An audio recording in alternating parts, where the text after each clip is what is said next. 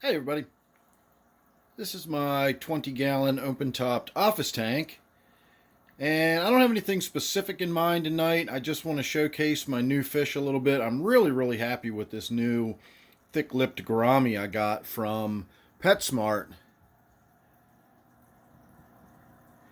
I was originally mistakenly calling it a red fire, just like the red fire dwarf gourami, but it is not. I was in there the other day and I saw them again. I looked at the tank and it is listed as a sunset thick-lipped gourami, and that makes more sense now that I'm looking at it, and it's been getting a little bit more color in it now that it's being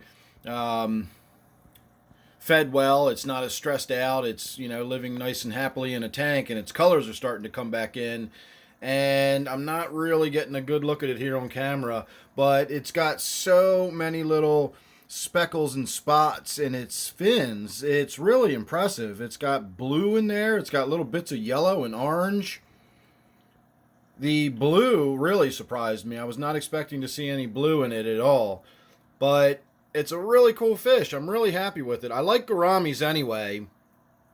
And this is a really good active gourami. It's beautiful to look at. And I'm starting to think of it in conjunction with my German blue ram down here as my odd couple again. I used to have a Tenopoma and a Synodontis down in my 125 in the basement, and I kind of thought about them as my odd couple. They used to pal around the tank together and just always seemed to be near each other. And every now and again, they would have a little squabble or a little tiff, and one of them would chase the other one away or something like that. But for the most part, they always seemed to be near each other or palling around, or at least frequently. The main difference between those two and these two is those two seem to have physical contact a lot. They would actually be touching each other, whereas this ram and this gourami don't seem to be that close, but they do seem to be near each other in the tank quite frequently. Similar to that, they'll be in the same general area. One's kind of hovering over or next to the other one. And yeah, from time to time, I'll see a little bit of a tiff, a little bit of a squabble. One will chase the other one away or something like that. But by and large, it's really no issue whatsoever. They seem to almost enjoy each other's company. Now, they are the only two fish in the tank that are what are known as laterally compressed fish, sort of thin and tall rather than long and skinny, like the way the guppies are more shaped and the neons are shaped. So maybe they sort of see each other as, fairly similar in that regards. I have no idea how fish see the world or the world around them or whatever. But they're all antsy because they know I'm getting ready to feed them. They saw me pick the container up. I decided I was going to wait for a minute before I was getting the video started. So let me get my hand. I got it down in the jar of food and I can't get it back out one-handed. So there we go. Let me sprinkle some food in there and we'll get a little bit more activity of everybody getting all excited.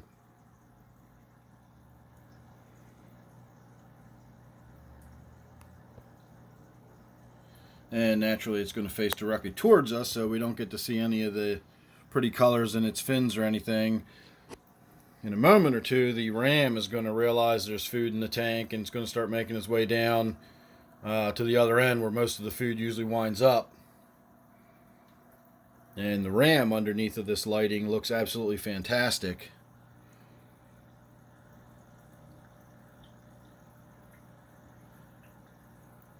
I wish it would come more to the front edge of the tank. It's back there in the back where we're not getting a good look at it under the light.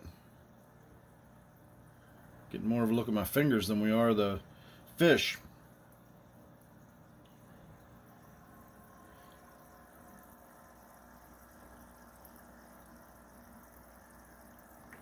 But overall, I'm just really happy with it. I'm glad I got it. When I looked it up, after I bought it, of course, I always do my research when I bring the fish home. When I looked it up, it was generally listed as being one of the more docile gouramis, like really docile gourami. And it also said that if you get several of these when they're young and raise them in the tank together, it's a fairly good chance you can raise a fairly significant group of these in a reasonably small tank. So a 20-gallon tank like this might be able to house three or four of these that will get along just fine, provided you didn't slap them together as adults. If they all grew up together, then they will get along just fine. And that's pretty unusual for gouramis. They usually do fine right up until they mature, and then they no longer get along. Can you see my clown pleco in the back of the tank? He just darted and dashed a little bit. You can still see his tail sticking out just a little bit. So on a final note, I will say that this tank, I've recently started putting flourish in it to feed my temple plant that's looking very pathetic.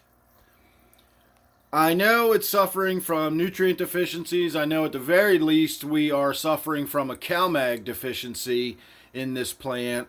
And so I've got some CalMag supplement, but that's more of like a plant food supplement that you put in, when you're going to water your house plants or something.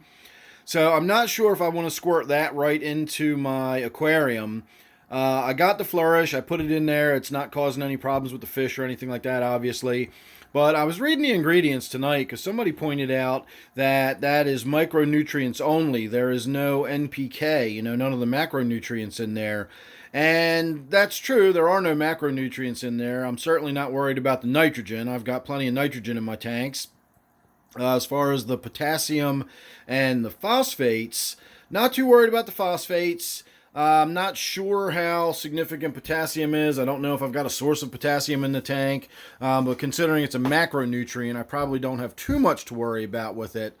And then when we get into the micronutrients, I'm looking at how much calcium's in it, how much magnesium's in it, and it's not very much. So I don't know if that's actually enough to solve my problem. It's one thing to sort of supplement water that's got calcium and magnesium in it already. If you've got a few degrees of hardness, then you've already got some calcium and magnesium in there, and you don't need a lot more with this flourish.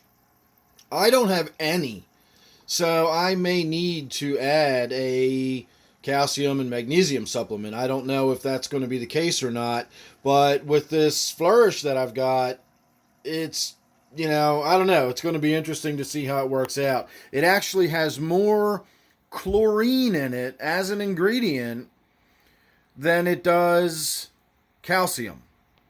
So considering calcium and magnesium are what I'm deficient in, that's not a lot of calcium when you're talking about the fact that this has more chlorine in it than it does calcium. I think it's got 1.15% chlorine, and it's only like 0.07% calcium. So I don't know if that's going to be enough calcium to overcome a calcium deficiency.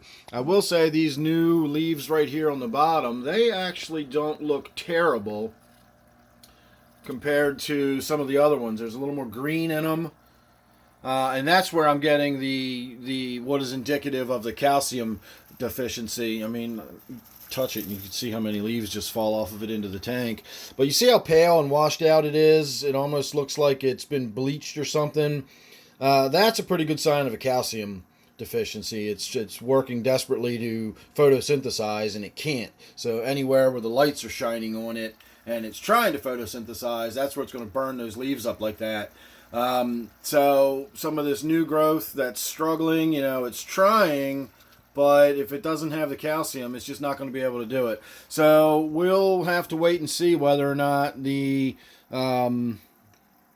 nutrient supplement, the flourish, is going to do anything, and we'll see if this one springs back. If it doesn't, I've got plenty of other temple plants downstairs. It'll be kind of a pain in the butt to pull this one out, being that it's so thoroughly rooted in there. It'll be, basically a big rearrange of the tank, but whatever, it's no big deal to just sort of rearrange the tank a little bit and then start it over. That stuff grows fast and it'll grow right back in. My other concern is that it's already flowered, and a lot of plants, once they finish their flowering cycle, they either die as an annual or as a perennial if they've gone through their reproductive cycle. They've gone through their flowering stage and everything. They need to go dormant.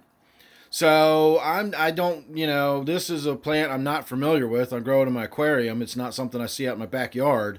So I don't really know what it needs to do right now since it's finished flowering. I'm going to try to force it to keep growing. but I don't know if it's really going to want to do that or not. A lot of times when you force a plant to do something it really doesn't want to do, it'll do it, but it just doesn't do it quite right. It gets leggy or twisted, or the leaves don't develop properly or something. So I'm not really sure what's going to go on with this, but I really do like having that emergent growth and having that big bushy plant sticking out of the tank. So hopefully we'll be able to get this one to recover. And if not, as I said, I can always just put something else in there. So there you go, just a little look at my office tank. As I said, I didn't really have anything specific on my mind. I just wanted to show off that gourami a little bit. I'm really, really happy with it.